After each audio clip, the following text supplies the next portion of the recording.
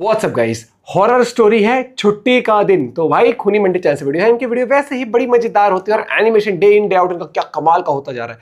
तो वीडियो कर they like channel पे, तो प्लीज सब्सक्राइब। 1 2 3 गो। दोस्तों, आज की हॉरर स्टोरी सुनाने से पहले मैं आपको एक इंटरेस्टिंग सा स्टैट बताना चाहता हूँ। हमारी कहानियां देखने वाले 80% लोग ऐसे हैं जो हमारी वीडियोस एंजॉय तो करते हैं, लेकिन उन्होंने हमारा चैनल अभी तक सब्सक्राइब नहीं किया है। अगर आप उन 80% लोगों में से हैं तो बस आपको एक छोटा सा काम करना है। इस वीडियो के नीचे आपको एक सब्सक्राइब बटन दिख रहा होगा, बस उस सब्सक्राइब बटन को दबाना है। बस इतना सा काम करना है आपको, और लगे हाथों बेल आइकन भी प्रेस कर देना ताकि हमारी लेटेस्ट वीडियो आते ही आपको सबसे पहले पता चले।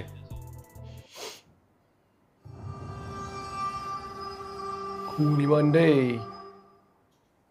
मई का महीना था। दिल्ली में धूप बहुत तेज थी।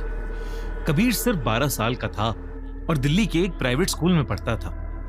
कबीर अपने पेरेंट्स के साथ हाल ही में एक नए अपार्टमेंट में शिफ्ट हुआ था।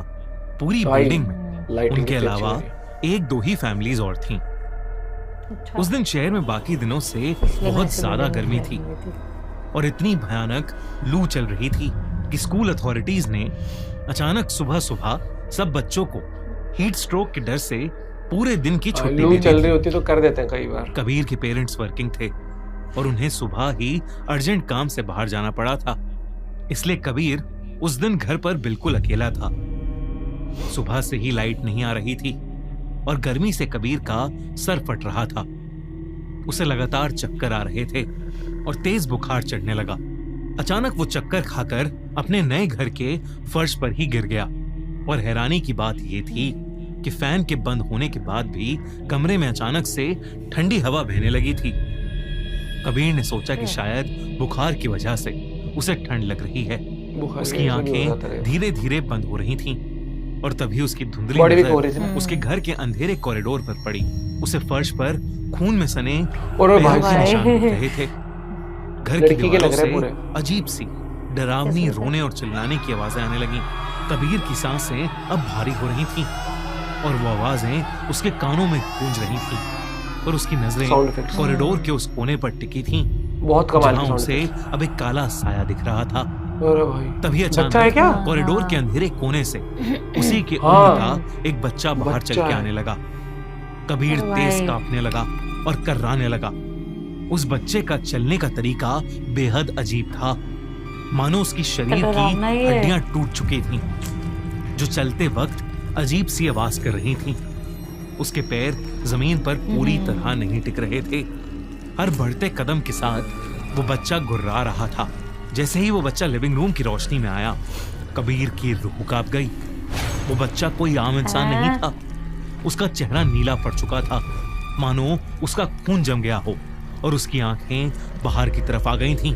उसका पूरा शरीर सड़ चुका था और उसके गले के पास भयानक नीले और काले निशान थे। वो बच्चा कबीर के पास आया और उसने अपना बर्फ से भी ज्यादा ठंडा हाथ कबीर के माथे पर रख दिया। जैसे ही उसके बर्फीले हाथ कबीर के गर्म माथे पर लगे, कबीर का दिमाग मानो सुन्न हो गया भाई, ये फ्रेंडली है क्या? बंद पड़ गईं।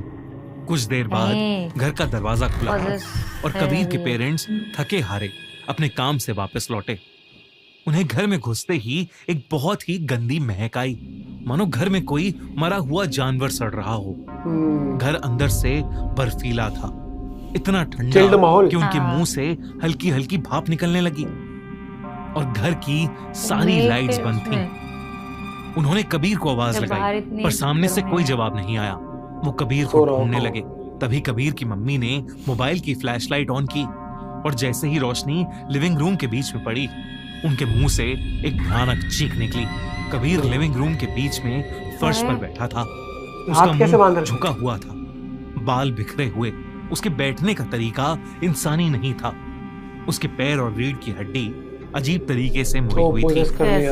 अचानक उसने अपना चेहरा उठाया। उसकी आंखें फ्लैशलाइट की रोशनी में भी बिल्कुल काली दिख रही थीं और चेहरा बिल्कुल नीला पड़ चुका था। वो अपने शरीर को अजीब तरीके से झटके दे रहा था और उसके मुंह से किसी जानवर के गुर्राने जैसी आवाज निकल रही थी। कबीर की मम्मी उसे इस हालत में देखकर रोते हुए आगे बढ़ी, पर उसके पापा ने उनका हाथ पकड़कर उन्हें पीछे खींचा उन्हें समझ आ गया कि उनका बेटा किसी भयानक साये के कब्जे में है। उसके पापा ने जोर से कबीर का नाम चिल्लाया तो वो और जोर से गुर्राने लगा। तभी एकदम से फ्लैट की दीवारों पर लगा नया पेंट अचानक पिघलना शुरू हो गया। नए पेंट के नीचे से पुरानी काली दीवारें उभरने लगीं। कबीर फर्श से उठा और अपनी मम्मी की तरफ देखता हुआ सीधा भागकर दीवार में जाकर घुस गया। उसका सर दीवार पर इतनी जोर से लगा अपने कंट्रोल में नहीं कि ना वो बेसिकली बेहोश होकर नीचे गिर गया। उसकी मम्मी से रहा नहीं गया और वो उसके नीचे गिरते ही उसके पास भागी। उसके सर से खून बह रहा था। उसकी मम्मी रोने लगी।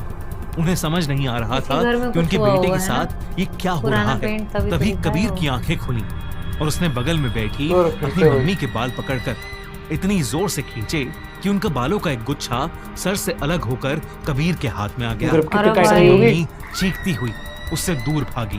अब खून में लथपथ कबीर जोरों से हंसने लगा और अपनी माँ के बाल खाने लगा। वो दोनों को एक अजीब ढंग से घूर कर देख रहा था। उसके पापा गुस्से में उसके पास गए और उन्होंने उसे एक जोर का थप्पड़ मारा, लेकिन वो तब भी हंसे जा रहा था। उसने हंसते हंसते अपने पापा को इतनी जोर का धक्का दिया कि वो दूर जाकर जमीन पर गिरे और उन्हें बहुत तेज चोट लगी। कबीर इतना ज्यादा खौफनाक लग रहा था कि कबीर के मम्मी पापा के रोंगटे खड़े हो गए थे। कुछ देर तक वो डर के मारे वहीं खड़े रहे। दोनों की आंखों से आंसू रुक नहीं रहे थे। उसके मम्मी पापा ने भगवान का नाम लिया तो कबीर उन्हें गंदी गंदी गालियां देने लगा।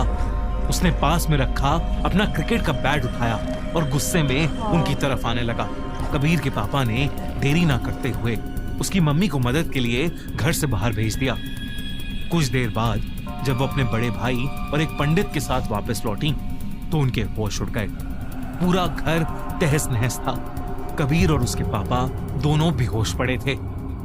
पंडित ने घर में कुछ मंत्र जपे और फिर कबीर की मम्मी से कहा कि वो कबीर और उसके पापा दोनों को जल्द से जल्द हॉस्पिटल ले जाएं। पीछे से पंडित जी उस घर में पूजा करने लगे, आंखें बंद और पूजा में मग्न। कबीर की मामा देख रहे थे कि हवन की आग बार बार अपने आप बुझ रही है। पूरे घर में एक छोटे बच्चे की दर्दनाक चीखें और गुर्राने की आवाजें गूंज रही हैं। अचानक पंडित जी ने अपनी आंखें खोली और उनसे कहा कि ये घर अभी छोड़ना पड़ेगा, वरना वो शैतान बच्चा किसी को नहीं छोड़ेगा।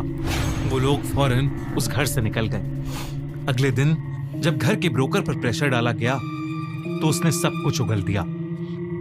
उस घर में कई सालों पहले एक बहुत ही पागल और खतरनाक बच्चा रहता था। वो लोगों को मारता फिरता रहता था और एक दिन गुस्से में आकर उसने क्रिकेट बैट से अपने माँ बाप को मार मार कर उनकी जान ले ली और फिर खुद छत से कूदकर मर गया।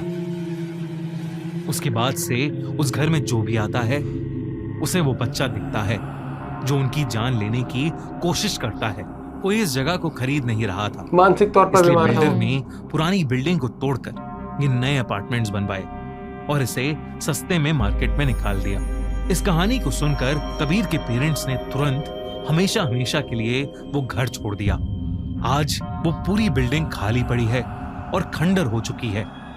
दिल्ली की एक पॉश लोकेलिटी में सिर्फ एक घर ऐसा है जिसके आसपास भी कोई भटकना नहीं चाहता। दोस्तों, अगर आपको अपने शहर की कोई हॉन्टेड जगह पता है तो हमसे कमेंट्स में उसकी स्टोरी जरूर शेयर कीजिए। क्या पता अगली खूनी मंडी की स्टोरी आपके शहर से हो।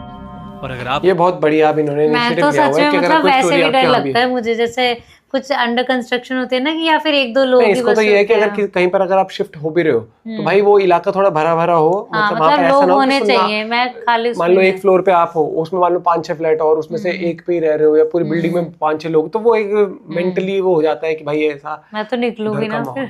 लेकिन अब ये मुझे अच्छा लगा कि अब आप ये और भी जैसे आपकी कोई आप बीती है कोई स्टोरी आप बताओ तो एक एनिमेशन स्टाइल में अपनी स्टोरी को आप देख सकते हो। वो बड़ा अच्छा था। और प्लस एनिमेशन जब वो स्टार्टिंग में एंट्री करती है ना, फॉल सीलिंग हर एक चीज, भाई कितनी कमाल करती है। मतलब एनिमेशन में भाई ये डे इन डे आउट बहुत मेहनत कर रहे हैं और बहुत कमाल का आपको हॉरर के साथ साथ वो स्टाइल पता क्या प्रेजेंटेशन बड़ी मैटर करती है। वरना तो आप स्पॉटिफाई पे भी कहानी सुन सकते हो। आई एम श्योर खूनी मंडी स्पॉटिफाई पे अवेलेबल है जिसको वैसा सुनना होता है। लेकिन जब आप विजुअली देखते हो तो विजुअली वो आपको स्पेक्टिकल इस टाइप का मिल जाए ना तो मजा आता है। साउंड इफेक्ट कमाल के थे, जब वो आवाज नहीं आ रही थी उसको सुनने की, भाई थोड़ी सी और बड़ी हो सकती है स्टोरी। भाई साहब ये नहीं होती। आप पॉइंट भी शेयर कर सकते हो। मिलते हैं वीडियो के साथ, बाय बाय, टेक केयर।